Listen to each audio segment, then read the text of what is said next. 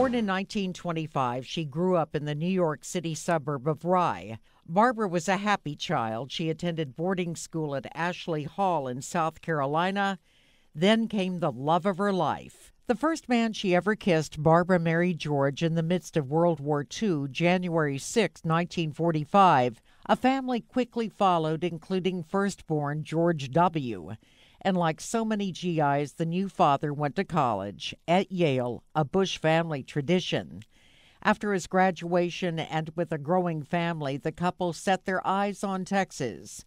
George needed a job. His father's business connections drew him to the oil business, moved the family to Midland. In 1958, the family moved to Houston, where Mr. Bush put aside the oil business, started cultivating his other ambition, politics. So I am working with some of the leaders in our party and some on the It other started side. off small as chair of the Harris County Republican Party. However, he aimed high, running for U.S. Senate, winning the primary, but facing a Texas institution. Democrat Ralph Yarborough, Bush lost. In 1966, he was elected to Congress from the 7th District, the first Republican to represent Houston. On the campaign trail, Barbara was an asset to her husband, friendly, forthright. She won high marks from voters and the press. In 1980, he took on Ronald Reagan for the party's presidential nomination and lost, only to become Reagan's vice president.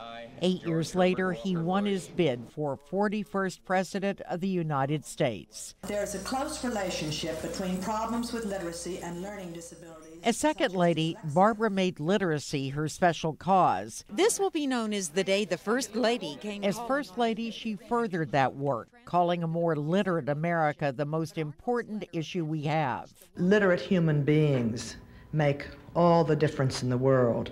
In 1989, the Barbara Bush Foundation for Family Literacy was launched, advocating for the most basic of educational skills for both children and parents, the ability to read and write.